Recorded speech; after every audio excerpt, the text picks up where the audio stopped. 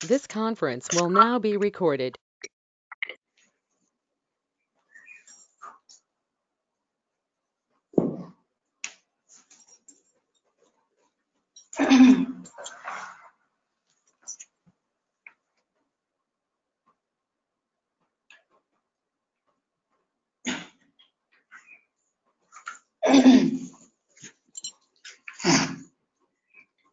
जय गुरु सभी को। प्रेमी तुम्हारे प्रणाम জানাই, প্রেমী তোমারে প্রণাম জানাই। এসেছো প্রভু তুমি ত্রিতাব হরিতে, এসেছো প্রভু তুমি ত্রিতাব হরিতে। নাই নাই আর ভয় নাই, ও গো নাই নাই আর ভয় নাই। প্রেমী তোমারে প্রণাম জানাই, দয়াল তোমারে প্রণাম জানাই। কাতর জীবনে দুঃখ বেদনে ভরা ছিল হিয়া যে ব্যথার বেদনে।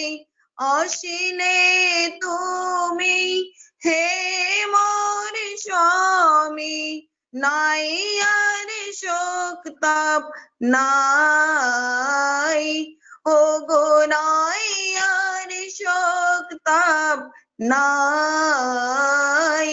প্রেমী তোমারে প্রণাম জানাই, দয়াল তোমারে প্রণাম জানাই। তোমাকে লোভিয়া তোমাকে সরিয়া কৃতি তপে ধাই তব পথ বহিয়া। তব হাতে খানি আছে গো জানি, তব হাতে খানি আছে গো জানি। ধরিয়া রাখিতে সদাই, ও গো ধরিয়া রাখিতে সদাই। প্রেমী তোমারে প্রণাম জানাই, তোমারি সেবায় অমৃত হরণে অমরণ গীতি আজি ধ্বনিছে ভুবনে। স্বস্তি মুখর প্রাণে তোমারি দয়ার দানে, বর্ধন পথ মোরা পাই, ও গো বর্ধন পথ মোরা পাই। প্রেমী তোমারে প্রণাম জানাই, দয়াল তোমারে প্রণাম জানাই। সুনিষ্ঠ নন্দনায় তব বন্ধনায় অনুগতি আবেগে শ্রীচরণ রাঙায়। সুনিষ্ঠ নন্দনায় তব বন্ধনায় অনুগতি আবেগে শ্রীচরণ রাঙায়। নাই দ্বন্দ্ব নাই দেশ আনন্দ হরিল ক্লেশ, নাই দ্বন্দ্ব নাই দেশ আনন্দ হরিব ক্লেশ। ভরিল পরাণ প্রভু প্রণাম জানাই, ও গো ভরিল পরাণ প্রভু প্রণাম জানাই। প্রেমী তোমারে প্রণাম জানাই, প্রেমী তোমারে প্রণাম জানাই। দয়াল তোমারে প্রণাম জানাই। এসেছো প্রভু তুমি ত্রিতাব হরিতে, এসেছো প্রভু তুমি ত্রিতাব হরিতে। शोक तापनाई, दयाल नाई यार शोक तापनाई, प्रेमी तुम्हारे प्रणाम जानाई, दयाल तुम्हारे प्रणाम जानाई, प्रभु तुम्हारे प्रणाम जानाई। जय गुरु सभी को। जय गुरु माँ, बहुत खूबसूरत भजन। आगे चलते हैं। मैं हेमलता झा माँ से याजन के लिए अनुरोध करता हूँ। जय गुरु दादा। जय गुरु माँ। आज का जो टॉपिक है उस बारे में थोड़ा सा याजन कर दीजिए माँ। जी,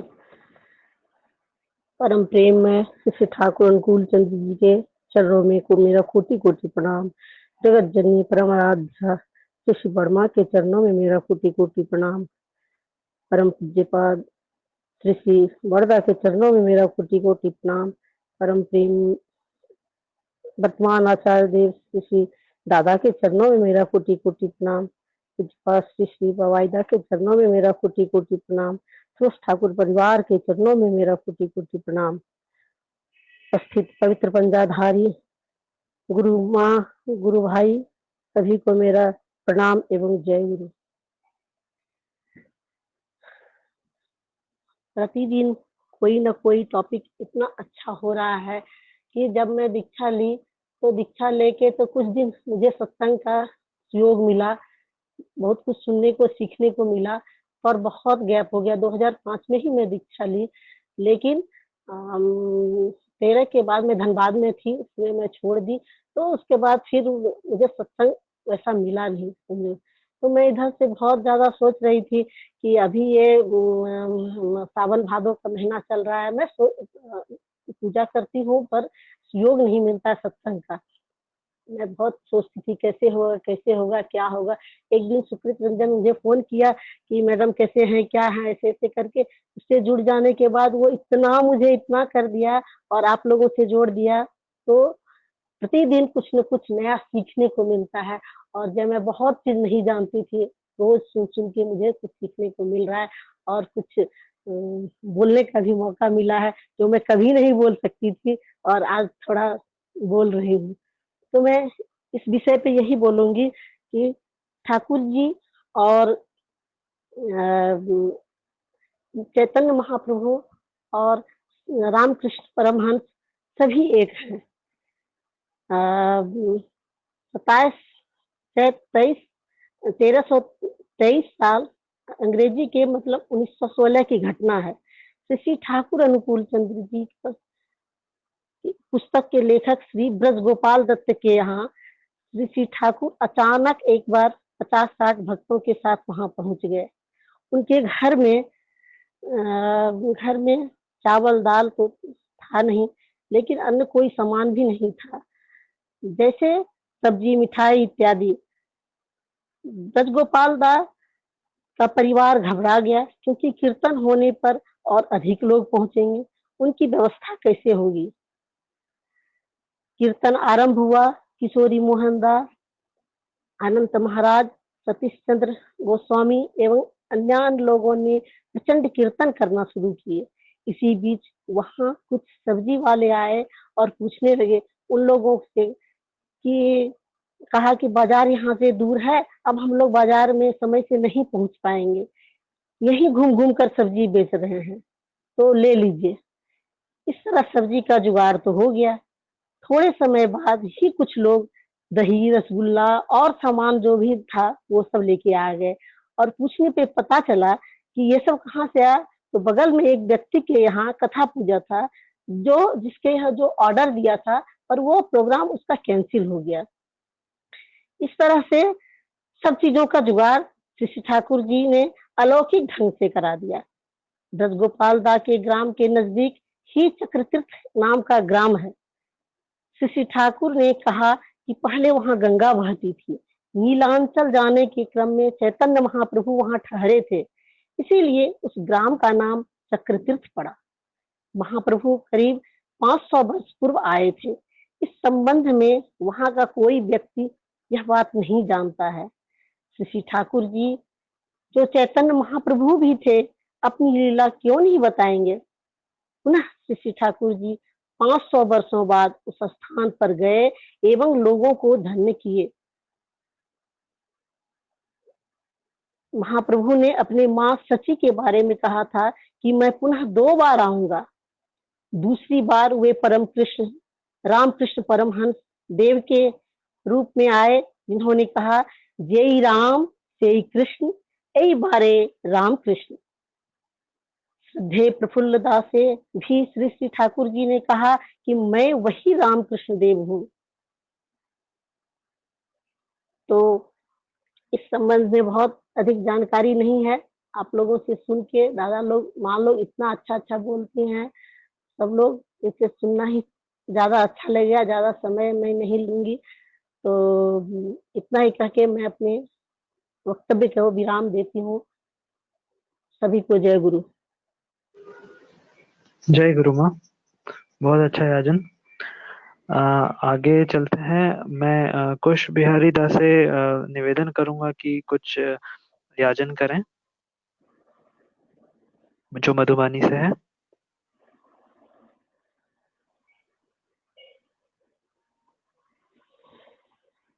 जय गुरुदा। कुश बिहारी दा जय गुरु जो मधुबनी से है।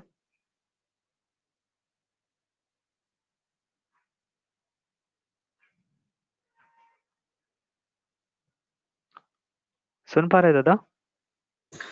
जय गुरु दादा, एक बात बोलना चाहेंगे जी। कि खुशबिहारी दास सुन नहीं पाएंगे, उनका कान में नहीं लगा होगा, वो सुनने की शक्ति उनकी नहीं है, तो बस देख रहे होंगे। बस समझ अच्छा। जब स्क्रीन पे होता है तो वो समझ जाते हैं, वैसे समझ नहीं पाते हैं। या फिर वहां पर कोई होगा तो उनको ट्रांसलेट करके बता पाएगा कि आप उनका नाम अनाउंस कर रहे हैं। वहां पर कोई होगा नहीं, इसलिए वो सुन नहीं।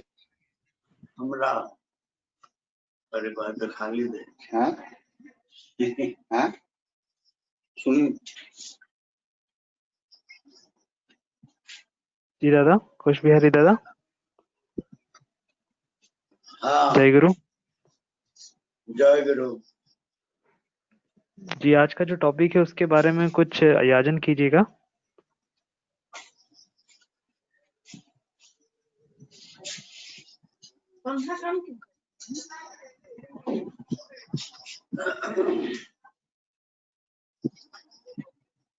काले के टॉपिक से ना। हाँ जी दादा। जय गुरु। परम प्रेम भाई श्री ठाकुर चंद जी के श्री चरणों में प्रणाम। जगत जननी परमाराध्या श्री वर्मा के श्री चरणों में प्रणाम। परम पूज्य आचार्य परम पूज्य दादा के चरणों में सत्संग में जुड़े श्री ठाकुर के पवित्र पंजाधारी कर्मीगण,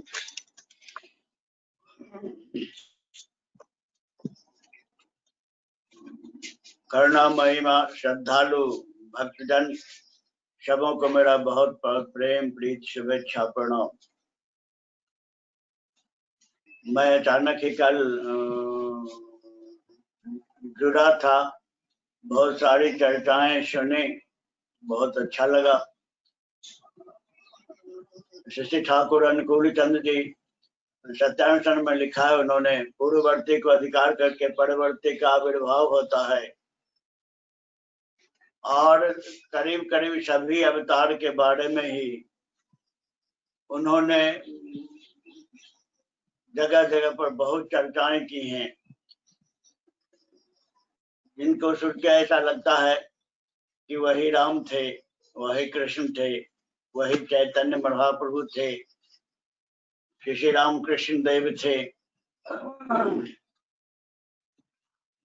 बहुत सारी ऐसी घटनाएं हैं जिन पर चिंतन करने से ही पता चलता है। जीसस क्राइस्ट थे, जीसस क्राइस्ट का जब क्रूसिफिकेशन हो रहा था, भक्तों ने पूछा कि ये दुष्टों ने तो आपके साथ ऐसा बर्ताव किया, अब दुनिया को दिशा कौन देगा? उन्होंने कहा था, I will come with a powerful name in the east and go to the with that name to the west. आज शशि ठाकुर पूरम में आए, बांग्लादेश वर्तमान में है, उस समय अखंड भारत का हिस्सा था। पावना जिला अभी भी पावना जिला है, और ये नाम आज पश्चिम देशों में शशि ठाकुर का सतनाम गूंज रहा है। बहुत सारे लोग उससे लाभान्वित हुए हैं। रामकृष्ण परमहंस जब गले के कैंसर से पीड़ित थे, आखिरी समय था, शरीर छोड़ने वाले थे, उन्होंने कहा मेरा समय पूरा हो गया है। भक्तों ने चिंता प्रकट की, आपके चले जाने से हम लोग को दिशा निर्देश कौन देगा? उन्होंने कहा था कि इस बार तो मैं इतने ही दिनों के लिए आया हूँ, खाली हाथ आया हूँ।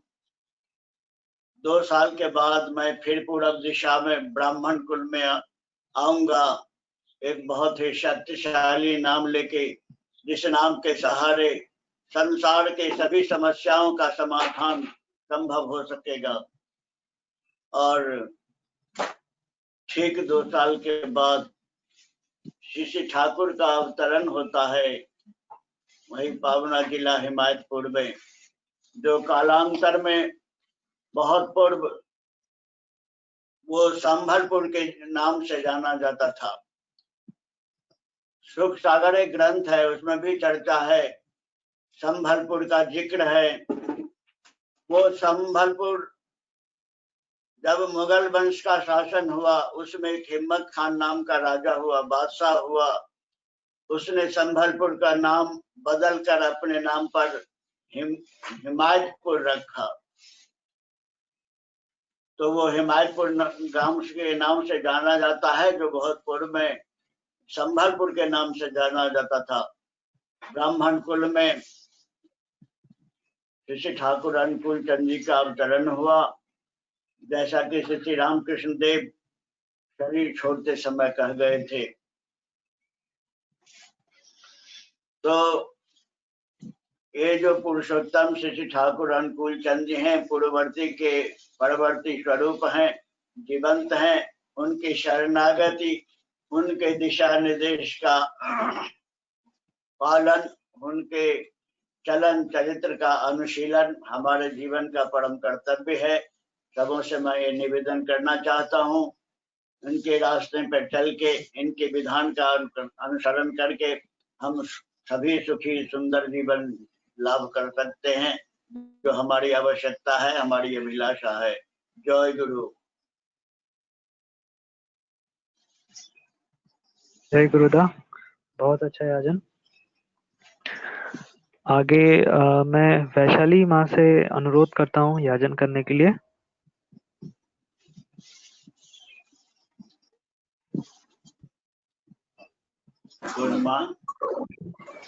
जय गुरु दादा।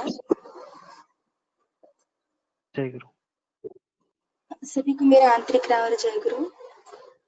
दादा, इस टॉपिक पे मैं खुद सुनना चाहती हूँ, मुझे खुद ज्यादा जानकारी, ज्यादा ज्ञान नहीं है, लेकिन परमहंस जी से संबंधित एक घटना में शेयर करना चाहूंगी। विवेकानंद उनके शिष्य थे, और विवेकानंद ने मतलब सब कुछ छोड़ करके चले गए थे। मैं कौन हूँ, क्या हूँ, ईश्वर क्या है, ये सारी बातें उन्होंने बहुत सारी पुस्तकों में पढ़ा, लेकिन फिर भी उनके मन को शांति नहीं मिली। बहुत कुछ ढूंढते रहे कि कहाँ से उनके मन के हिसाब से उनके सवालों के जवाब मिल सके। फिर जाते जाते वो इनके रामकृष्ण परमहंस जी के द्वार पे पहुंचे। तो जैसे ही गए तो वैसे ही परमहंस जी बोले कि तो आ गया नरेंद्र। मतलब वो गुरु भी एक अच्छे शिष्य का इंतजार करते हैं। एक शिष्य को तो अच्छे गुरु की बहुत अधिक ये होती ही है, खोज होती है, लेकिन गुरु भी अपने शिष्य की खोज करते हैं। और जैसे ही वो वहां पहुंचे, वैसे ही वो नरेंद्र हतप्रभ रह गए कि ये मुझे कैसे जानते, मैं तो पहली बार इनकी डेली पे पहुंचा हूँ। लेकिन वहां पहुंचने के बाद भी वो मतलब उनके बीच वहां जैसे होता है ना, किसी के हमें संपर्क में आने पर ही बहुत अलग अनुभूति होती है। जैसे हम लोग देवघर जाते हैं, ठाकुर परिवार के संपर्क में आते हैं, तो ऑटोमेटिक हमारे कई सारी शंकाएं, नेगेटिविटी ऑटोमेटिक सब हीलिंग हो जाता है, अपने आप इंटरनली हीलिंग हो जाता है, कहाँ कहाँ क्या क्या तकलीफ है सब दूर हो जाता है। वैसे उनके पास, उनके संपर्क में आते ही उन्हें अचानक ऐसा फील हुआ जैसे उनकी सारी शंकाओं का समाधान हो गया हो। अंत समय में जब इनको परमहंस जी को गले का कैंसर था, बहुत अधिक खून की उल्टियां होती थी, उन्हें बहुत एकदम हाथ में झेल झेल के फेंकना पड़ता था, तो विवेकानंद से उनका दुख देखा नहीं जाता था। तो एक बार विवेकानंद जी उनसे बोले, गुरु से, परमहंस जी से, कि आप तो काली माता से वो साक्षात बातें करते थे परमहंस जी, सिर्फ उन्हीं की भक्ति करते थे, और वो मूर्ति नहीं, जैसे हम ठाकुर को साक्षात जीवंत मानते हैं, काली माता भी उनके लिए जीवंत माँ थी, और साक्षात उनसे परमहंस जी बातें करते थे। तो एक बार विवेकानंद जी उनसे बोले, उनको काली माता पे बहुत अधिक गुस्सा आने लगा कि क्या माँ है, ऐसी माँ है जो अपने बच्चे की इतनी तकलीफ को कैसे देख पा रही है, कैसी माँ है। आप उनसे कहें तो आपकी तकलीफ को, तो वो तो माँ है, सर्वव्यापी माँ है, आपकी सारी तकलीफों को पल में दूर कर सकती है, फिर आप उनसे निवेदन क्यों नहीं करते। तो परमहंस जी बहुत दुखी होकर बोले, नहीं नहीं, तो मेरी माँ को ऐसा मत बोल, मेरी माँ मुझे दुख नहीं दे रही है, बल्कि वो जो मेरे दुख है उन्हें हर रही है। जैसे दादा ने कल मुझे भी कल ही पता चला कि उन्हें भी गले का कैंसर, एक भक्त का कैंसर था जो उन्होंने अपने ऊपर ले लिया। जैसे ठाकुर का भी हम देखते हैं, सेम थिंग ठाकुर भी करते थे। एक जानवर को भी तकलीफ है, जैसे एक घोड़े पे बैठ के जा रहे थे, एक जो घुड़सवार था उसे चाबुक से मार रहा था, तो बाद में देखा ठाकुर की पीठ पर भी चाबुक के निशान आ गए थे। अर्थात एक इंसान ने, एक जानवर की भी तकलीफ को ठाकुर हो, आचार्य परिवार हो, अपने ऊपर ले लेते हैं।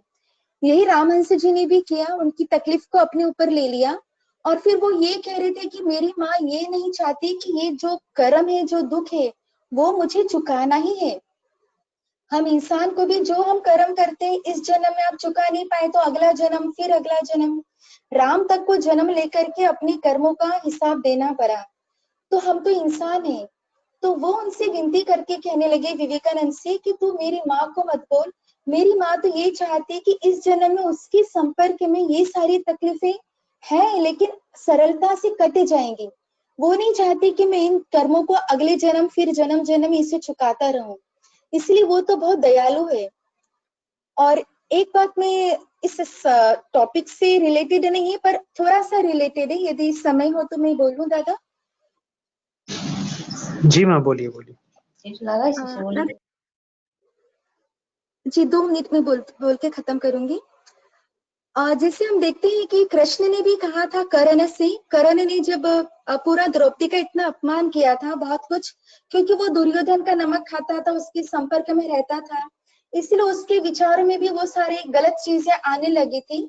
और जब उसे रियलाइज हुआ कि मुझे ऐसा नहीं करना चाहिए था, वो तो कृष्ण को बाद में जाना, तो कृष्ण जब उनके पास आए तो कृष्ण ने उन्हें कहा था कि यदि तुम जो भी कुकर्म किया है, जो भी पाप किया है, यदि तुम सच्चे दिल से स्वीकार कर लेते हो तो वहीं पर उसका थोड़ा प्रायश्चित हो जाता है।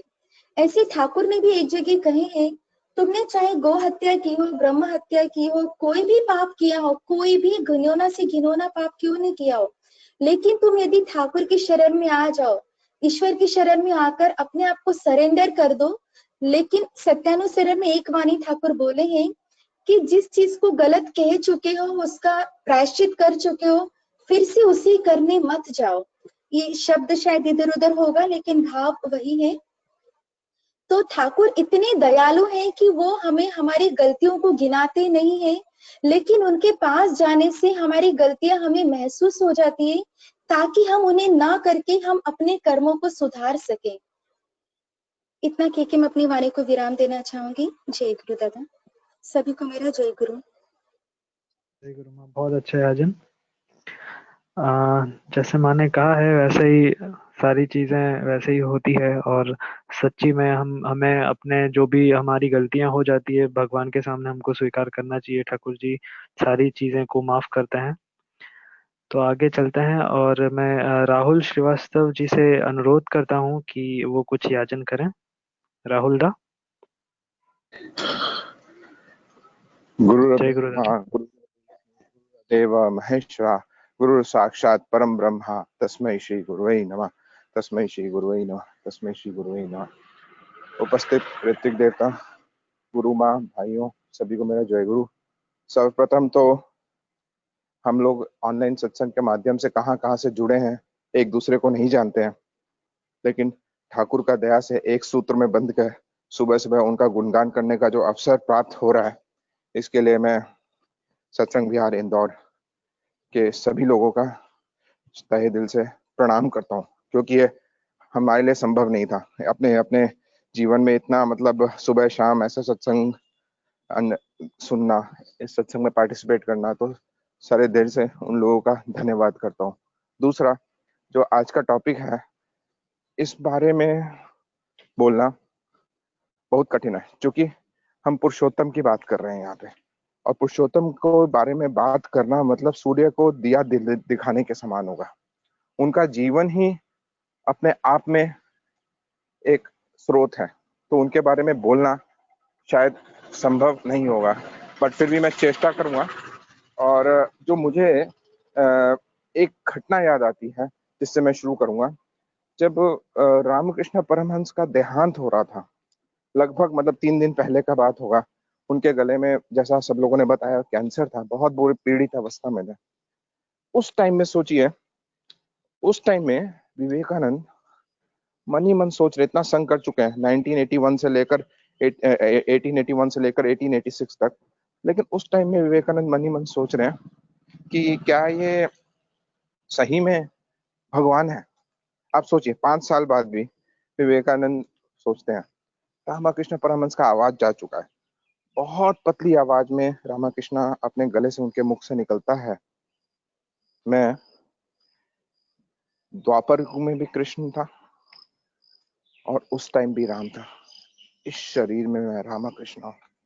सोचिए, तो भक्त और भगवान में भगवान का जो श्रेणी है वो इतना सर्वोपरि है कि हम कितना भी संग कर ले, शायद कुछ उनका अंश पा सकते हैं। इसलिए ठाकुर जी एक जगह बोले हैं, हमको परमहंसा विवेकानंदी बनना है, ना कि उल्टा विवेकानंदी रामकृष्ण। रामकृष्ण की आइडेंटिटी, विवेकानंद की जो आइडेंटिटी है वो रामकृष्ण के कारण है।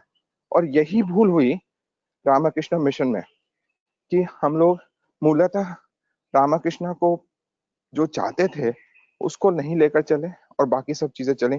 और सबसे बड़ी जो डिफरेंसेस है हम लोगों में और उन लोगों में, वो ये है कि हम लोगों को ठाकुर जी ने जाने के बाद भी आचार्य देव के माध्यम से हम लोग कुछ गलत कर रहे हैं तो तुरंत सुधर जाएंगे, क्योंकि ठाकुर स्वयं आचार्य देव के अंदर आज की डेट में मौजूद है।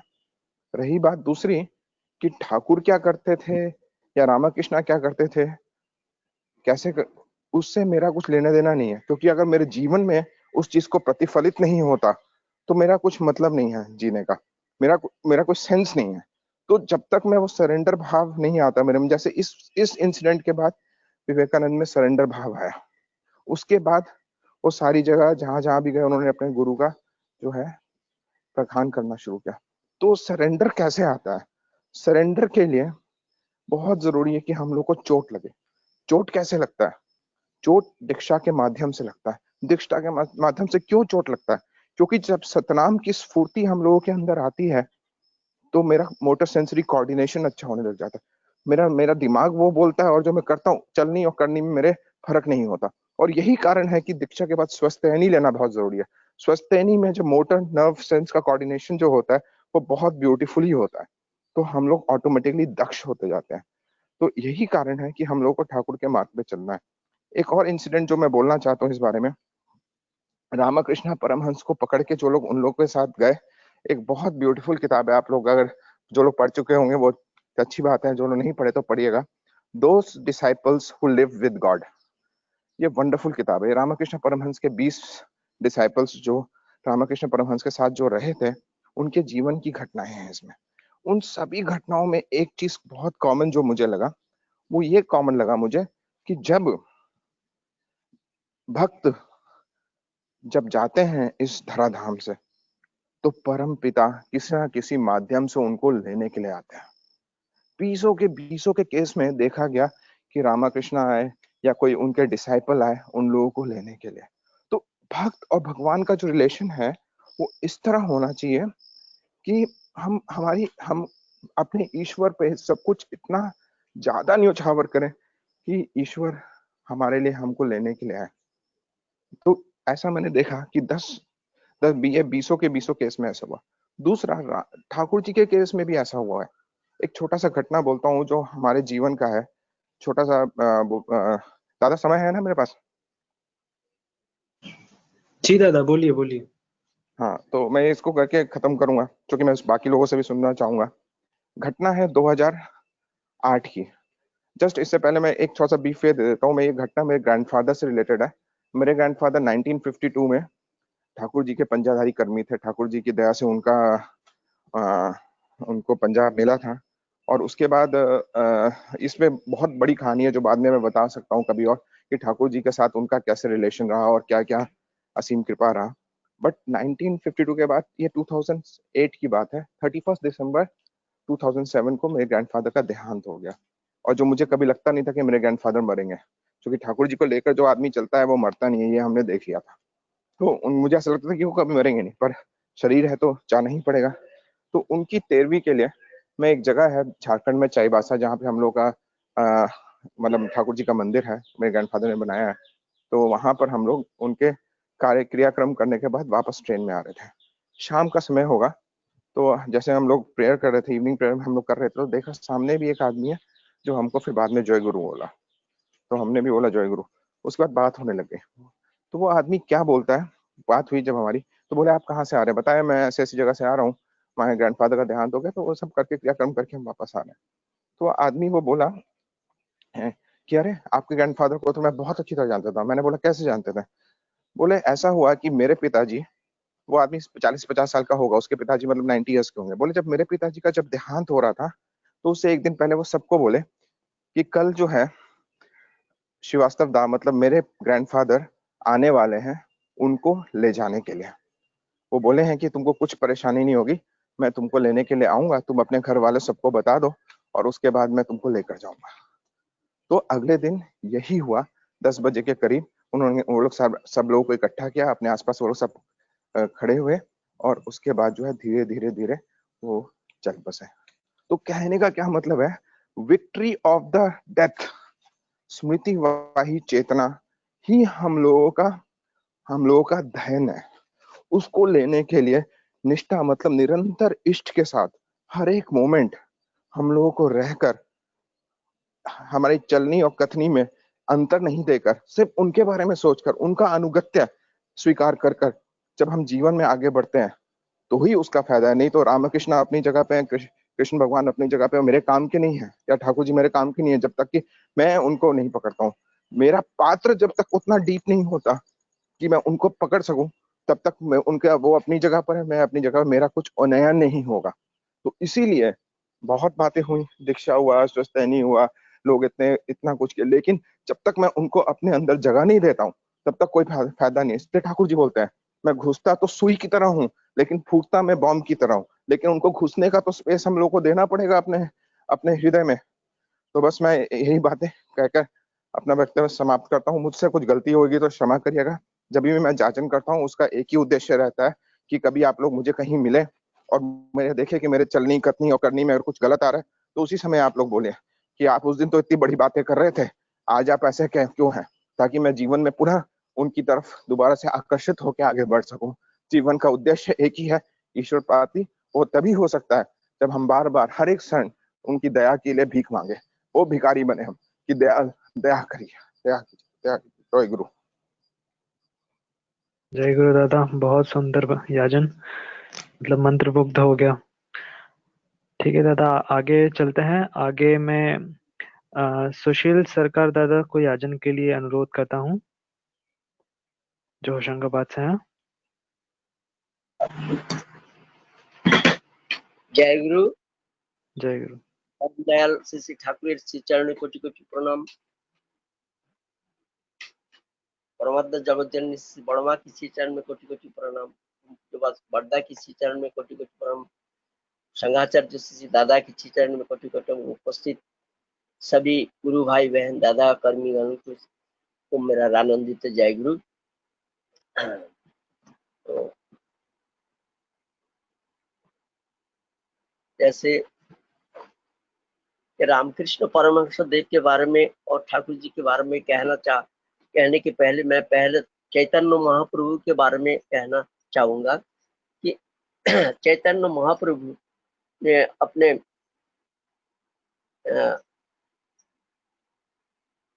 चैतन्य भागवत में कहा गया है कि हमारे कीर्तन के पार्षदगण तुम लोग मेरे जन्म जन्मांतर के अंग हो। इस जन्म में जिस प्रकार हुए तुम लोग मेरे साथ सतत संकीर्तन सुख में अलमस्त हो, वैसे ही मेरे अगले 2 अवतार होंगे, उनमें भी रहोगे और मेरे साथ कीर्तन का महासुख लुटोगे। उस दिन रामकृष्ण परमहंस देव ने भी कहा कि और एक बार আসতে হবে এই পার্ষদদের सब ज्ञान দিচ্ছি ना, अर्थात एक बार मुझे फिर आना है, इसलिए पार्षदों को समस्त ज्ञान प्रदान नहीं करेंगे। तो इसके साथ आपने कहा है कि कलिर शेष कल की अवतार होंगे ब्राह्मणेर छेले, यानी अर्थात कल्कि के शेष में जब अवतार ग्रहण करूंगा ब्राह्मण के लड़का बनकर कल की अवतार के रूप में आऊंगा।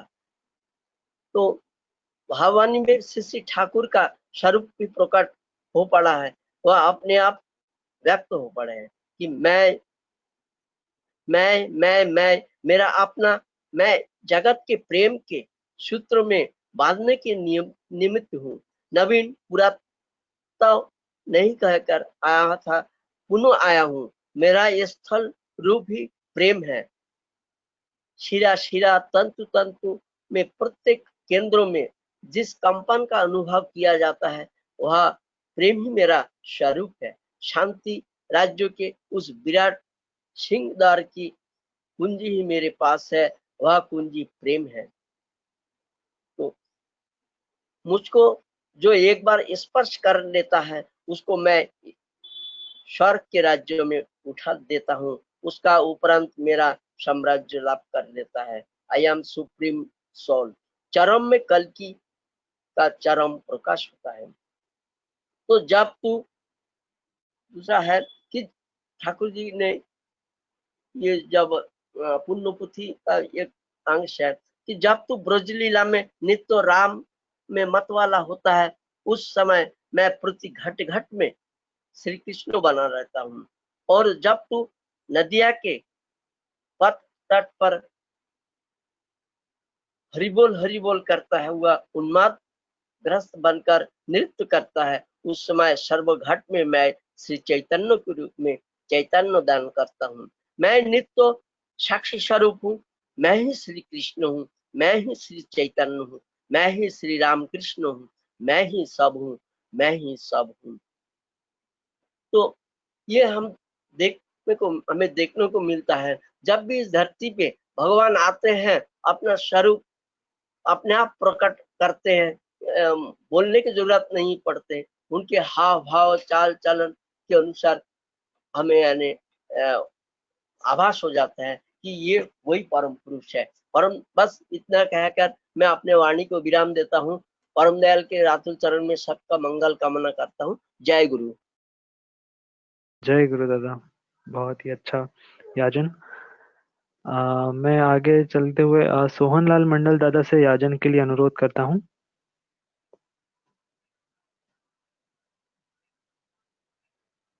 जय गुरु दादा।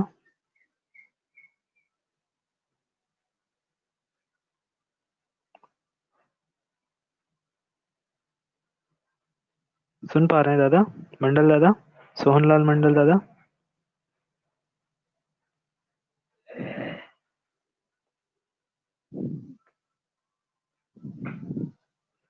शायद आवाज नहीं पहुंच रही है।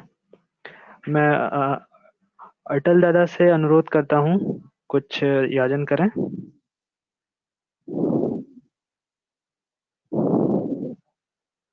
जय गुरु दादा। अटल कुमार दादा।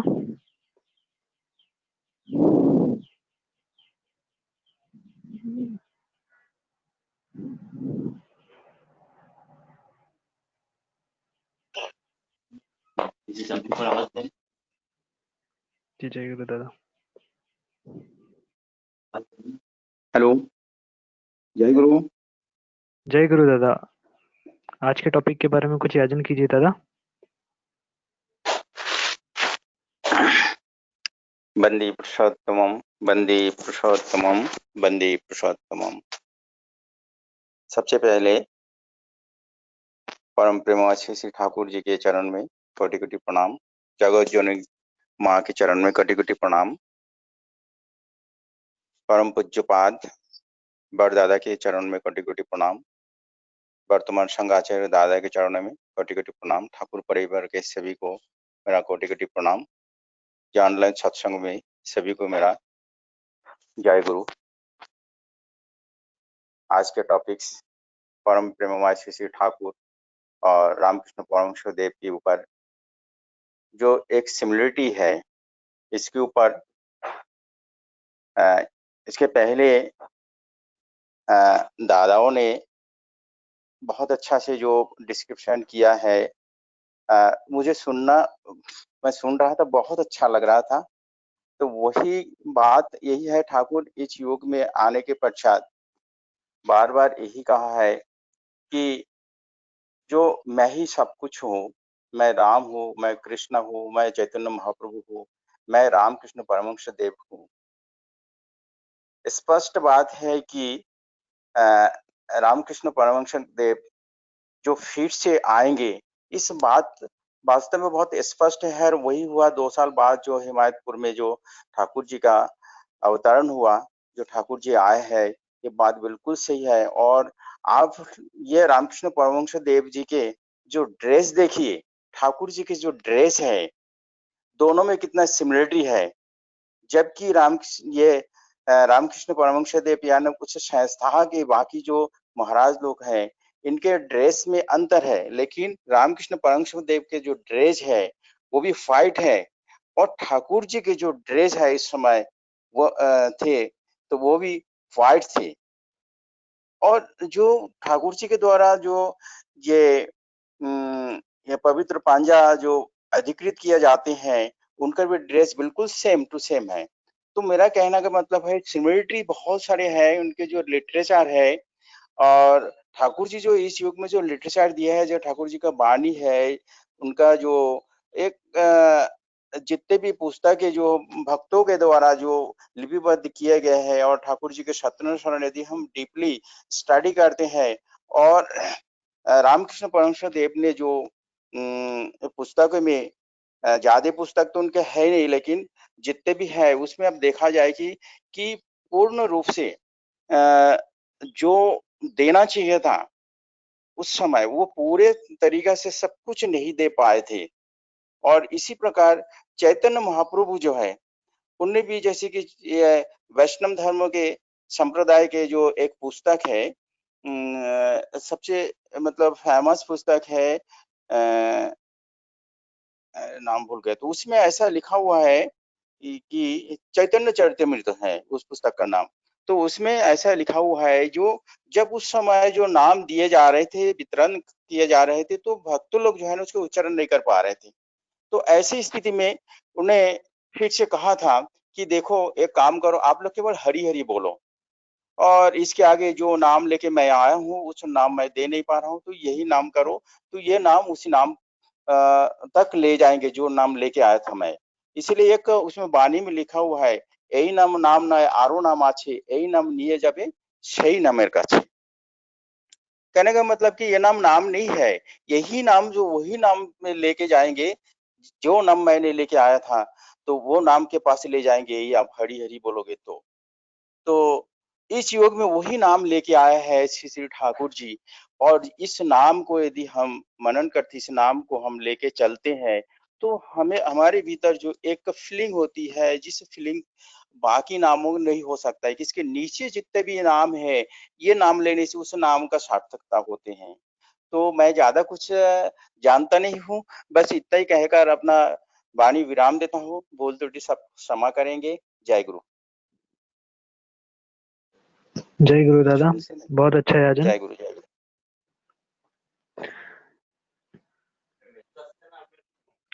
इसके बाद मैं अनुरोध करता हूँ एक भजन गाने के लिए ब्रजदीपन दादा से।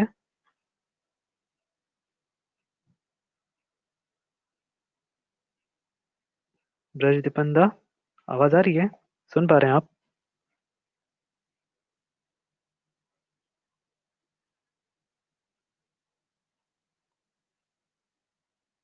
जय गुरु दादा, ब्रजदीपन दा, एक भजन के लिए अनुरोध है। दादा वो शायद ऑफलाइन है। अच्छा, चलिए ठीक है, तो आगे चलते हैं। मैं ओमकार दादा से एक याजन के लिए अनुरोध करता हूँ। दादा जय गुरु। जय गुरु दादा। हेलो, जय गुरु, जय गुरु। चलिए बहुत अच्छा। बस दीपन दे का नाम सुन करके ये लगा कि दिल खुश हो जाएगा भजन सुनकर। चलिए कोई बात नहीं। सब परम दयाल के चरणों में कोट कोट प्रणाम। परवरध्या जगत जननी लक्ष्मी माँ श्री श्री बड़मा के चरणों में कोट कोट प्रणाम। परम पूज पदाचार्य श्री श्री बड़दा, वर्तमान आचार्य देव श्री श्री दादा बवेदा एवं ठाकुर परिवार, समस्त इष्ट निष्ठ पवित्र कंजाधारी दादा लोग, गुरु भाई, माँ, बच्चे, सभी को मेरा जय गुरु। मैं ठाकुर जी के और प्रभु रामकृष्ण परमहंस जी के बारे में तो ज्यादा कुछ जानता नहीं हूँ, क्योंकि रामकृष्ण मैं एक छोटी सी बात कहूँ, शायद आप उस चीज को समझ पाएंगे कि मैं जब ठाकुर जी से नहीं जुड़ा था तो मैं काफी हेटेड था। मैं सिर्फ राम और हनुमान को जानता था, और यहाँ तक कृष्ण से भी मैं घृणा करता था। ठाकुर जी से जो मुस्लिम परिवार है इन सबसे मैं काफी घृणा करता था, बिल्कुल भी रिलैक्स नहीं करता था। पर ठाकुर जी से जब जुड़ा, कि ठाकुर जी के जुड़ने के बाद वास्तविक चीज का ये समझ में आया कि जीवन और भगवान है क्या। मैं प्रभु रामकृष्ण की पुरुषोत्तम के माध्यम से प्रभु रामकृष्ण जी की बातें याजन के माध्यम से था। प्रभु चैतन्य महाप्रभु ने कहा था, ए मति होवे और अवतार कीर्तन रूपे होवे तार प्रचार। और वो चीज प्रभु रामकृष्ण जी के जीवन में प्रभु रामकृष्ण जी का एक माँ भक्ति, अटूट माँ भक्ति थी। प्रभु रामकृष्ण जी इधर से वो करते थे, माँ काली माँ उधर से पीछे से वो रस्सी देकर बांधते थे, घर की जो व्यवस्था करते थे, मतलब असूट भक्ति थी। और नरेंद्र जी विवेकानंद जी के रूप में जो प्रचलित हुए हमारे आपके बीच में, यासीम भक्ति के रूप में हुए। एक छोटी सी बात याद आती है कि भगवान का दर्शन विश्वास से होता है, और भक्त और गुरु भगवान वो एक प्रेम और विश्वास के एक धागे हैं। एक बार प्रभु रामकृष्ण जी परमहंस जी एक भक्त मंडली के साथ जा रहे थे, सभी लोग जा रहे थे, पीछे पीछे सब जा रहे थे, और कोई पूछ नहीं सकता कि तुम कहाँ जा रहे हैं। तो देखा कुछ पल बाद वो प्रभु रामकृष्ण परमहंस जी एक श्मशान घाट में पहुंचते हैं। एक जो मृतक शरीर जो शव पड़ा हुआ है, कपड़े से ढका हुआ है, तो जो वहीं खड़े हो गए। और जब प्रभु खड़े हो गए, सभी भक्तों उनके साथ चारों तरफ खड़े हो गए। और जब खड़े हो गए तो उनमें से प्रभु ने कहा, ए ये शव पड़ा हुआ है और इसको खाओ। तो सभी जब प्रभु जी ने रामकृष्ण परमहंस जी ने कहा कि खाओ, तो वो चीज जो है करके सब धीरे धीरे धीरे धीरे धीरे धीरे धीरे धीरे करके दूर हट गए। और विवेकानंद जी वहीं पे बैठे, बड़ी श्रद्धा के साथ बैठे और अपने प्रभु का ध्यान किया, ध्यान करके उसको खाना शुरू किया। तो खाने में क्या जब शुरू किए, उसके बाद उठे तो प्रभु बहुत मीठा था। तो बोले बहुत मीठा था? बोले हाँ प्रभु बहुत मीठा था। तो वो क्या था वहां पे देखे, जब सभी भक्तों ने उठा के देखा, खाया, वो सब तो पीछे हट गए, पीछे मुड़ गए, दूर हट गए, भग गए। विवेकानंद जी तो उसके प्रभु ने लास्ट उठा के देखा तो उसमें मीठा ही मीठे का बना हुआ। तो विश्वास और भक्ति और दर्शन और अनुभूति एक विश्वास के धागे से, प्रेम के धागे से, आसुस निष्ठा के माध्यम से होती है। वो निष्ठा जब हम एक युग पुरुष के साथ जाते हैं तभी हम जान पाते हैं प्रभु राम के बारे में, कृष्ण के बारे में, हजरत के बारे में, मोहम्मद के बारे में, हजरत मोहम्मद के बारे में, यीशु के बारे में, चैतन्य महाप्रभु के बारे में तभी जान पाते हैं। दक्षिणेश्वर मैं भी गया था, ठाकुर जी की एक बात सुनने को पढ़ने को मिली थी कि ठाकुर जी वहां गए थे और वहां बरगद के पेड़ के नीचे बैठ गए थे और निवेदन कर रहे थे। सबको प्रसाद बट रहा था पर ठाकुर जी को प्रसाद नहीं दे रहे थे। तो ठाकुर जी वहां पर गुस्सा होकर, नाराज होकर वो बैठ गए और भोजन निवेदन कर रहे थे। उसके बाद माँ आती हैं और भोजन कराते, ठाकुर भोजन करने के तैयार नहीं होते। तो वो माँ कहते हैं कि बोले कि ऐसे सबके सामने में कैसे आ सकती। तो ये जीवन का युग युग पुरुषों का पूर्ववर्ती को अधिकार करके परवर्ती का आविर्भाव होता है और परवर्ती ही हमारे आपके जीवन के वास्तविक जीवन दर्शन होते हैं। और क्योंकि वो हम आप जब उनमें जितना डूबेंगे, क्योंकि जब वर्तमान को पकड़ते हैं, मैं एक छोटी सी बात ये कहूँ कि जब यदि मेरे ग्रैंडफादर मेरे जीन्स को अगर जानना है, मेरे ग्रैंडफादर सबको के बारे में जानना है, जब तक हमारे पास हम आप कांटेक्ट नहीं होंगे तो उनके बारे में जाना नहीं जा सकता है। तो अगर हम प्रभु राम के बारे में जानना चाहें, कृष्ण के बारे में जानना चाहें, यीशु मोहम्मद के बारे में जानना चाहें, तो जब तक ठाकुर के पास नहीं जाएंगे तो जान नहीं पाएंगे। और ठाकुर के पास जाने से ही ये प्रेम जगता है और प्रेम जग करके वो चीज आती है। मैं दक्षिणेश्वर जब गया था वहां देखा और दर्शन किया, बहुत अच्छा लगा। पूरी जो सुंदर सा मंदिर, सुंदर सा आसन और वो सब चीजें देखा। तो मेरे रामकृष्ण परमहंस जी के बारे में पढ़ने की बहुत इच्छा हुई और मैंने पूरा सेट लाया था, वहां से खरीद के लाया था। पर एक परिवेश 99 का चक्कर जो लगा रहता है, पुस्तकें पढ़ नहीं पाया, कर नहीं पाया। पर धन्य है ये ऑनलाइन का सत्संग जो आज बिना मेहनत के भी ठाकुर जी के बारे में, प्रभु रामकृष्ण के बारे में हमें आपको सब चीजें मिल जा रही। ये परम सौभाग्य की बात है और ये परम सौभाग्य हमारे आपके जीवन का दर्शन करता है। हम आप गीता की एक बात कह के वाणी को समाप्त कर देंगे। गीता के प्रकृति पुरुष तथा चेतना के श्लोक जो क्रमांक 17 में जगह कहा गया है, अविभक्तम च भूतेषु विभक्तिमेव च स्थितम भूत भर्तो च तजेयम गशिष्णु प्रभा विष्णु च। परमात्मा समस्त जीवों के मध्य विभाजित प्रतीत होता है, लेकिन वह कभी भी विभाजित नहीं, वह एक रूप में स्थिर है। यद्यपि वह प्रत्येक जीव का पालन करता है, लेकिन यह समझना चाहिए कि वह सबों का संहार करता है और सबों को जन्म देता है। जैसे सूर्य जो है, वो सूर्य तो एक है, असीम शक्ति भी एक है। तो यदि हम एक जगह पे खड़े होते हैं, सूर्य 12 बजे दोपहर देखा जाए तो पूछा जाए तो सूर्य कहाँ है, तो देखते हैं कि ठीक हमारे सर के ऊपर है। 1000, 2000, 4000 किलोमीटर दूर भी जाकर के देखा जाए, पूछा जाए कि सूर्य कहाँ है, तो वही कहेगा कि मेरे सर के ऊपर है। तो वास्तविकता तो वही है कि जब तक हम वर्तमान के पास जाकर के नहीं जाते हैं, तब तक पूर्व के बारे में हम जान भी नहीं पाएंगे और हमारा विश्वास भी नहीं रहेगा, हमारे अंदर भक्ति भी नहीं आएगी, हमारे अंदर प्रेम भी नहीं आएगा। प्रेम पूर्व को जाने के लिए वर्तमान में जाकर और प्रभु चैतन्य महाप्रभु की लीला भूमि भी घूम आया हूँ। आपके दक्षिणेश्वर भी देखा है, प्रभु विवेकानंद रामचंद्र परमहंस जी की वहां पर लीला भूमि, और श्री ठाकुर जी की प्रभु राम की लीला भूमि चित्रकूट का भी मेरे दर्शन किया है। तो ये लगता है कि ठाकुर जी को पाकर मुझे इन सबसे प्रेम हो गया है। रामायण भी पढ़ने की इच्छा होती है, गीता भी पढ़ने की इच्छा होती है। गीता लगातार मेरे एक श्लोक चल रहे हैं पर डे के, रामायण की मेरी 2-3 बार पूरे हो चुकी है, 1-1, 2-2 श्लोक चौपाइयां करके।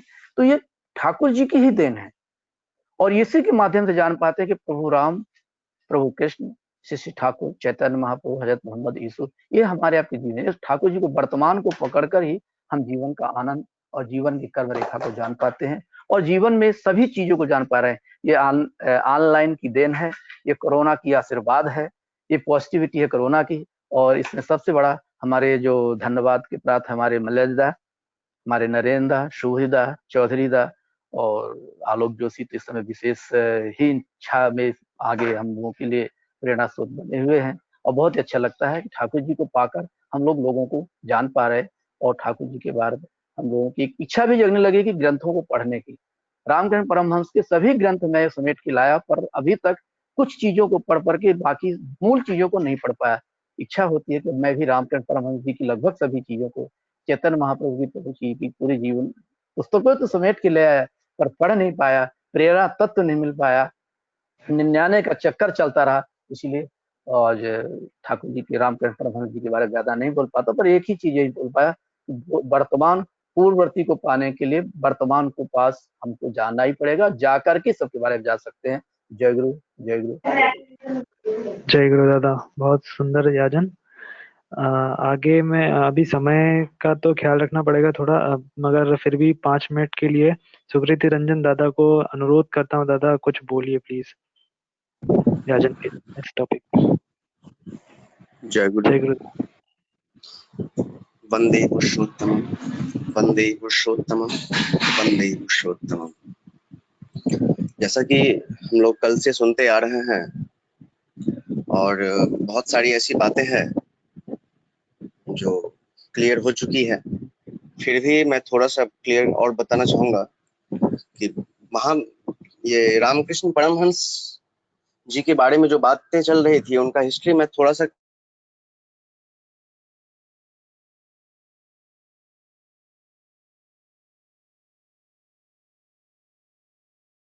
दादा आवाज नहीं आ रही। मेरी आवाज आ रही है? जी दादा अब आ रही है। जी।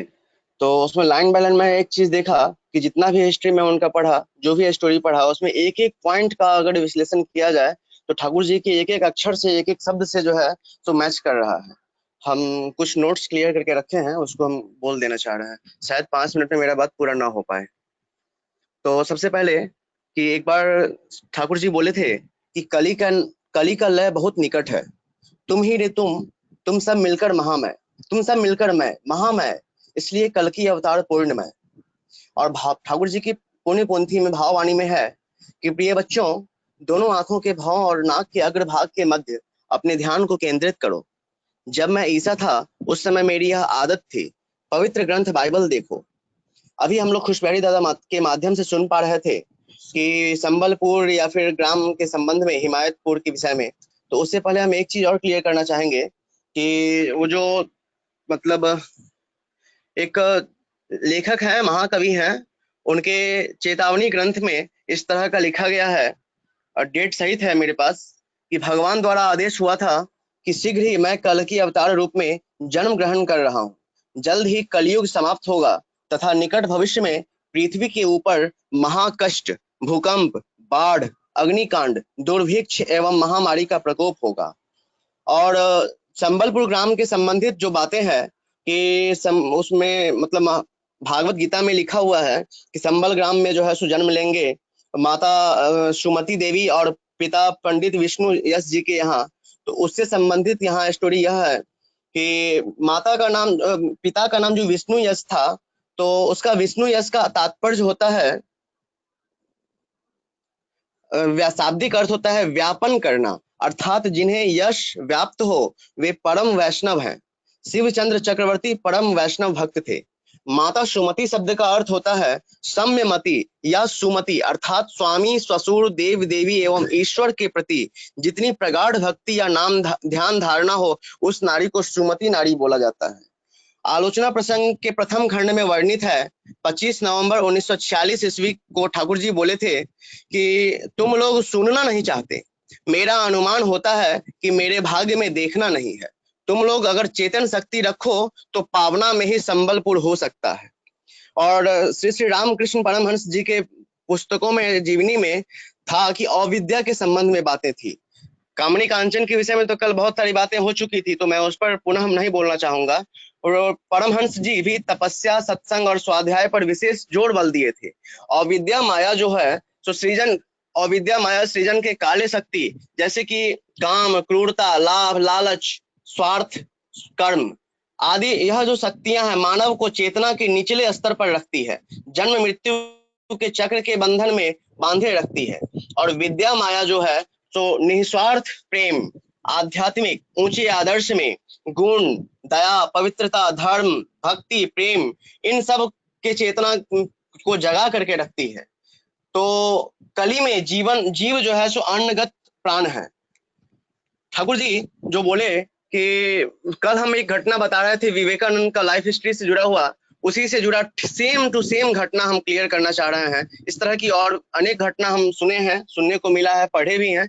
एक घटना बताना चाहेंगे, वो भी घटना हम खुश बिहारी दादा के माध्यम से ही सुन पाए थे। तो एक बार की बात है, जब ठाकुर जी मतलब कलकत्ता में किसी तरह का कोई कॉन्फ्रेंस का आयोजन होने वाला था, तो हर जगह से, देश विदेश से, राजा महाराजाओं के यहाँ से भी, हर जगह से एक एक व्यक्ति को जो है सो मतलब उस कॉन्फ्रेंस में शामिल होना था।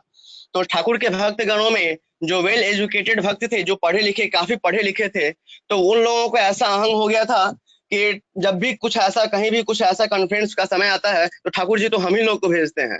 तो उन लोगों में, उन्हीं तरह में से एक दो कुछ ऐसे पर्सन थे जिन्होंने अपने से पूर्व ही पहले से तैयारी करके, एकदम कपड़ा प्रेस करके तैयार करके रख के बैठे हुए थे कि जहां अनाउंसमेंट होगा और ठाकुर जी तो मेरा ही नाम बोलेंगे।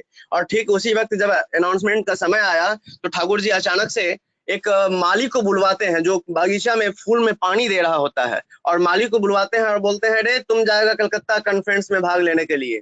लोग, जितने भी लोग वहां पर थे, आश्चर्य में पड़ गए कि ऐसा कैसे हो सकता है। विस्तृत नहीं बोल करके शॉर्ट में बोल रहे हैं कि जब वो कलकत्ता पहुंचे और कॉन्फ्रेंस में शामिल हुए, तो लोगों को देखकर, लोग जब देखे माली को, बड़ी आश्चर्य हुआ और दुख भी हुआ। अरे ये क्या, ठाकुर जी के पास में और कोई आदमी नहीं था जो एक माली को भेज दिए हैं। तो ठीक निगेटिव थिंकिंग हो गया माली को देखते ही, और लोगों ने माली को जो है मात्र 5 मिनट का ही समय दिया कि 5 मिनट में ही वो अपनी बातों को पूर्ण करें।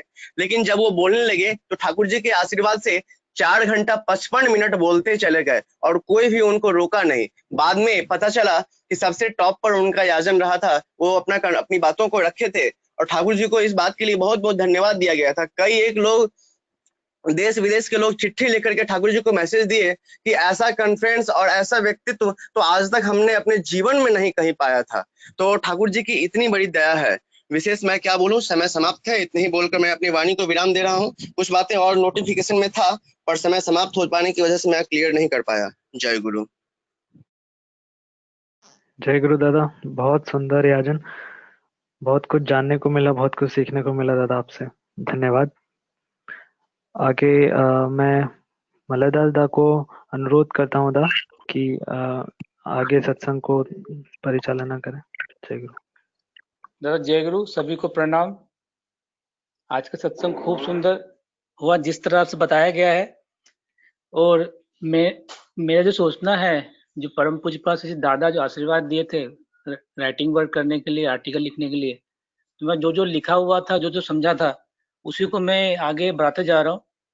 मैं एक ही बात बोलना चाहता हूँ, समय कम है, कि ठाकुर जी एक जगह बोले थे कि जितने भी पूर्ववर्ती हैं, अवतार हैं, उनके अंदर सारे पूर्व अवतारों का लक्षण मिलता है। तो मैंने जब उसको स्टडी किया, तो उसमें मैंने सबसे पहले देखा रामकृष्ण परमहंस। तो रामकृष्ण परमहंस के अंदर भी राम, कृष्ण, बुद्ध, ईसा, सबके कुछ ना कुछ लक्षण मिलते हैं। मैं शॉर्ट में बताना चाहता हूँ कि रामकृष्ण परमहंस के बारे में ठाकुर जी बहुत कुछ बोले हैं और भी बोल चुके हैं। बस इतना बता दूं, राम के बारे में यदि बोला जाए, तो मैंने जब उसको सर्च किया, उसमें उनका बुक स्टडी किया, तो देखा गया कि ठाकुर जी जो बात बोले बिल्कुल सही बोले हैं। एक माँ थी जो रामलला की मूर्ति का पूजन किया करती थी, मतलब बाल रूप और राम का पूजन करती थी। तो वो पूजन करते करते इतना उनको भाव होता था कि वो उस भाव में रहती थी। रामकृष्ण परमहंस के समय जब वो माँ जब रामकृष्ण परमहंस के पास पहुंची, तो वाकई वो जब वो बेलूर मठ में उनके पास में कमरे में बैठती थी, तो देखा था, बहुत लोग देखा कि वो कैसे राम भगवान का जो बाल स्वरूप है, राम लला है, वो कैसे भोग ग्रहण करते थे। और फिर एक दिन देखा कि रामकृष्ण परमहंस खुद उसमें भोग ग्रहण किए। ऐसे ही गोपाल की माँ का वर्णन है, जिसमें वास्तव गोपाल की माँ बहुत भक्त थी।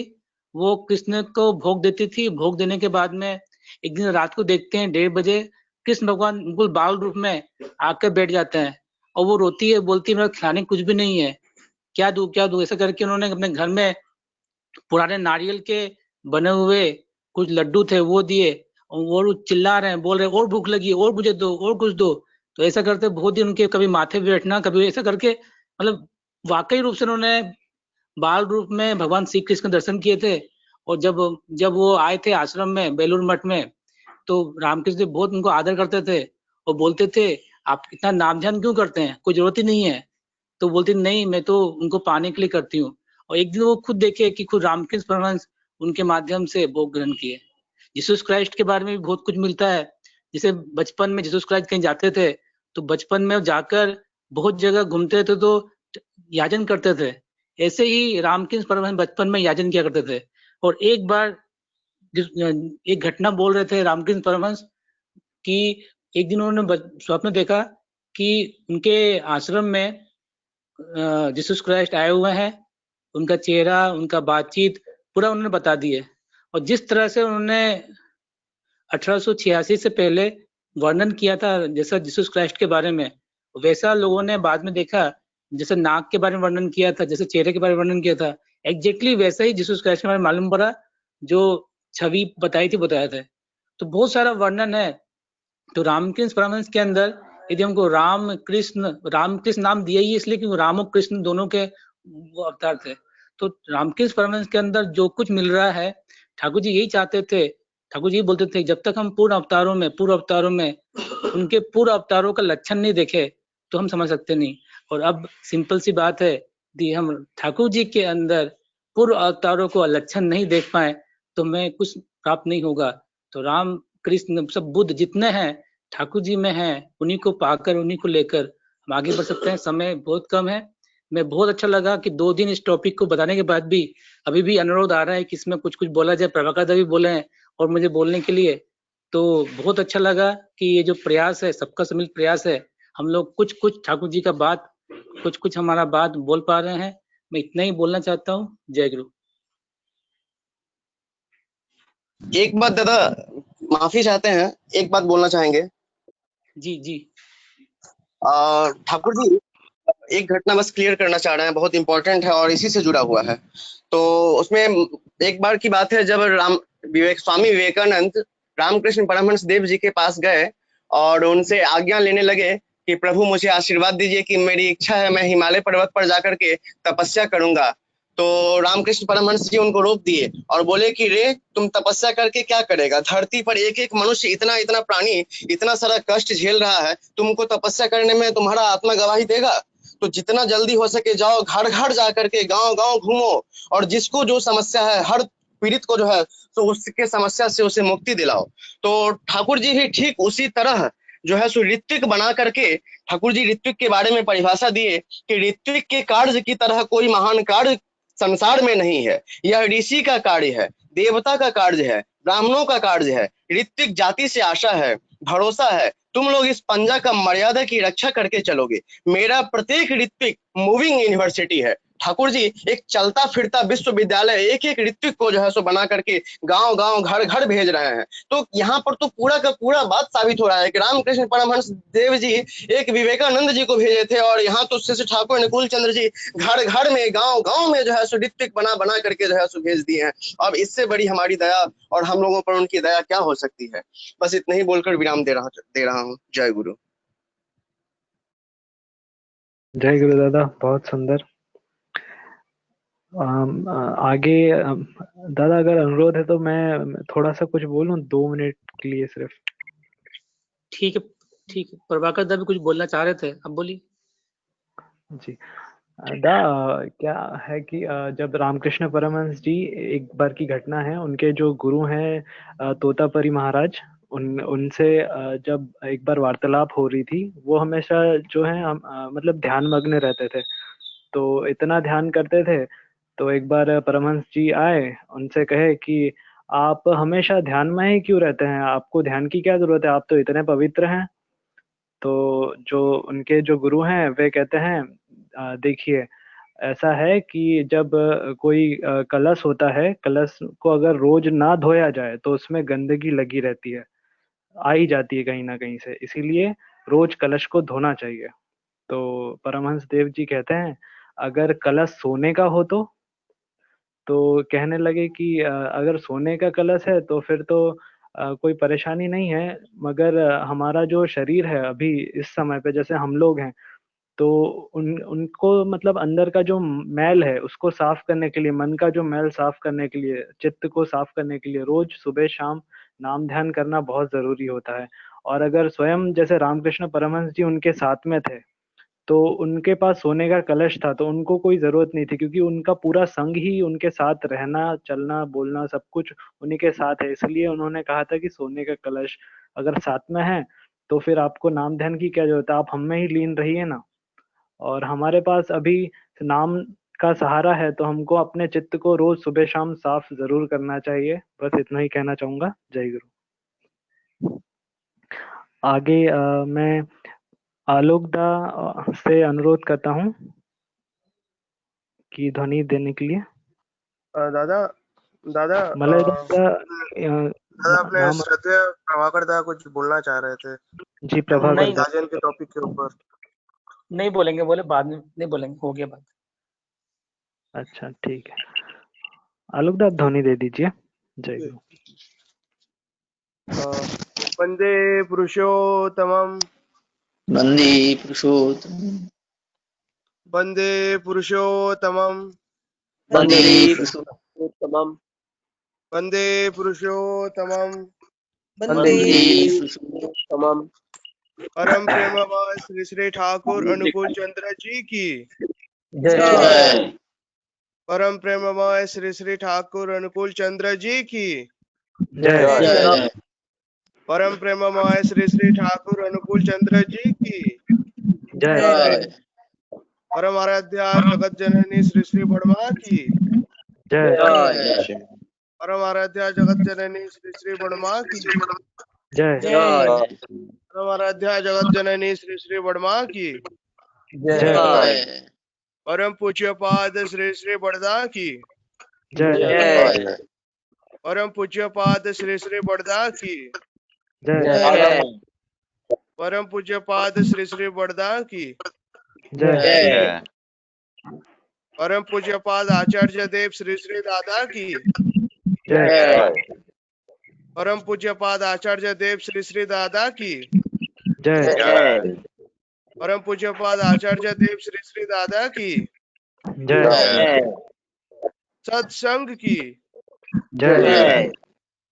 वंदे पुरुषोत्तमम वंदे पुरुषोत्तमम वंदे आर्य पितृन् वंदे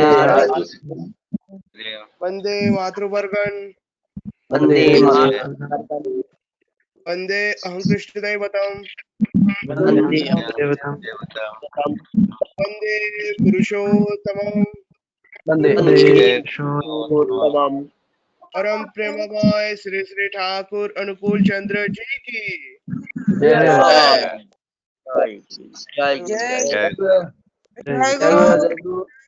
सबको मेरा जय गुरु सबको, जय गुरु जय गुरु सभी जय को। गुरु जय गुरु। सभी गुरु माँ की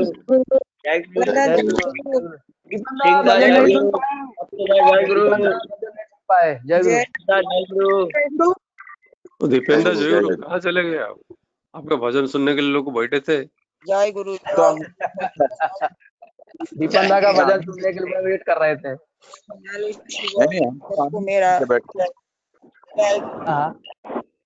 बुला बुला के थक गए लोग, सभी लोग। दादा लोग सबको मेरा जय गुरु। जय गुरु।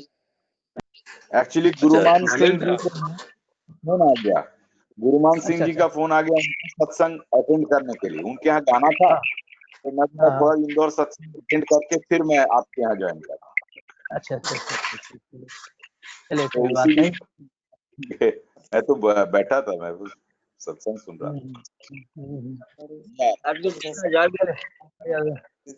था। मलेश दा, ओंकार दा, दत्ता दा, एक बताना था कि ये जो बढ़िया अच्छा डिस्कशन हो रहा है, एक पाठशाला जैसे लग रहा है कि उसके लिए कुछ लोग भी तैयार करके भी आ रहे हैं, है ना? कुछ लोग तैयारी करके स्टडी करके आ रहे हैं, जो कहीं पढ़ नहीं रहते शायद पढ़ना चालू कर दिया अभी, है ना? वो एक अच्छी बात है कि जो तैयार करा गया वो भी थोड़ा उनसे भी सुने हमें। वो एक सभी लोग बोलते हैं कि जो तैयार करके आए बोलना चाहते हैं वो मैसेज कर दे किसी को, मतलब मलेश को मैसेज कर दे, तो फिर उनको भी सिलेक्ट ही करके 2-3 मिनट जो लोग तैयार करके आए हैं पहले लिख के नोट करके पढ़ी स्टडी करके रिसर्च करके, है ना। हाँ हाँ तो वो उन लोगों को कहा जाए कि जो है एक मलिदा को मैसेज कर दे कि हाँ मैं बोलना चाहूंगा, है ना। उसी में से सिलेक्ट कर लेंगे मलिदा हाँ हाँ कि सही बात किसको बोलना है, क्या करना है, और 2-3 मिनट भी सिलेक्ट कर दें। जैसे प्रभाकर दास कहीं बोलना चाहते थे लेकिन वो रह गया चर्चा। हाँ हाँ नहीं नहीं रहेगा दादा, तो मैं कैसे नहीं रहेगा? बोलना चाह रहा था। मैंने रिक्वेस्ट भेजा था सुकृत जी का, मैं और सुनना चाह रहा था। सुकृत जी अच्छा इतना अच्छा अच्छा बोल विशेष रहे करके थे ना, विषय मैं पर उनके उनके चर्चा होना तरफ चाहिए। से रिक्वेस्ट किया था। हाँ अच्छा अच्छा जो सब्जेक्ट है उसी में चर्चा होना चाहिए। हाँ, वही सब्जेक्ट के ऊपर, जैसे सब्जेक्ट है सब्जेक्ट उसके ऊपर कोई लोग स्टडी करके आए हैं, इधर रिसर्च करके कर आए हैं, देना लिख के आए हैं, तो बेटर है उनको जब पहले चांस दिया जाए, है ना। वो लोग, लेकिन हमको कैसे मालूम पड़ेगा वो इतना स्टडी करके रिसर्च हाँ आए। जब तक वही लोग को रिक्वेस्ट नहीं करेगा आगे पता नहीं होके चलेगा। मलेजा को मैसेज करते हैं मैं कुछ बोलना चाहूंगा, उसी में से मलेजा सिलेक्ट कर लेंगे सही कि बात किसका बोलना बेटर है, उन्हीं को होगा। क्या मलेजा? सही दादा है। ये भी एक, यदि सब लोग बोलना चाहते हैं, जैसे आज का टॉपिक 2 बार रिपीट हुआ है, तो हाँ अभी क्या है कि ज्वाइन करने के बाद में बहुत बार क्या होता है, ये सेल्फ स्पॉन्टेनियस जो नहीं भी बोलना चाहता वो ये बात सही बात बड़ा कठिन काम है। और जब तैयारी करके किसी बोलते हैं बोलने के लिए, तो वो शब्द निकल नहीं पाता है जो बोल दिया जाता है। तो अभी कल के दिन तो यही किए थे कि कल के दिन यही किया कि जो टॉपिक है यदि एक दिन में नहीं होता है तो 2 दिन उसको रिपीट करेंगे, 3 दिन रिपीट करेंगे, 4 दिन रिपीट करेंगे, 7 दिन रिपीट करेंगे। जब तक हम संतुष्ट नहीं होंगे, हम लोगों का जो चल रहा है इष्ट चर्चा, हम लोग उसको ठाकुर जी का से जुड़ने के लिए कर रहे हैं, तब तक करते रिपीट जाएंगे। और मैं यहाँ पर विवेक दा को मैसेज कर सकता हूँ कि दादा इनको बोलिए, इनको बोलिए, इनको बोलिए। तो विवेक दा मुझसे वो मैसेज मुझसे पूछते हैं, तो दीपेंद्र को नहीं बोला था कि दीपेंद्र को बोलिए गाना गाने के लिए, बट मैं देख नहीं पाया कि दादा ऑफलाइन, तो ऐसा भी होता है। हाँ ठीक है, नहीं सही कंडक्टिंग है, सही कंडक्टिंग है, बहुत बढ़िया है। वो आपस में रहेगा तो बढ़िया, पब्लिक में ना करके, है ना। एक कंट्रोलिंग फैक्टर से जहाँ पे मेन कंट्रोलिंग होता है वहीं से मैसेज जाएगा तो बेटर है। वो सही बात। चलिए बढ़िया है। तो कल का क्या प्रश्न पत्र रहेगा? कल का क्या प्रश्न पत्र है? कल का मेरा इच्छा था चैतन्य महाप्रभु पर बताने के लिए, चैतन्य महाप्रभु, ठीक है। या फिर वर्ण व्यवस्था भी है, ठाकुर जी का एक बहुत बड़ा एक टॉपिक है। अब सोच रहा हूँ कि प्रश्न लीक हो गया प्रश्न पत्र लीक हो गया नहीं अच्छा है। सोच रहे हैं वर्ण सब्जेक्ट व्यवस्था और समय दोनों ध्यान देना है। नहीं, आप सब्जेक्ट और समय दोनों ध्यान देना है। नहीं, दोनों को हट के तीसरा क्लोज में रखा जाए। नहीं ठीक है, ठीक है, वो सब्जेक्ट ठीक है, सब्जेक्ट बढ़िया है, मलाई सब्जेक्ट और साहब समय दोनों ध्यान देना। एक चीज सोचा था उसको सुना ही देता हूँ। इस धरती में आए हो प्रभु जी, सबके दुख दूर करने, भगवान हो नारायण।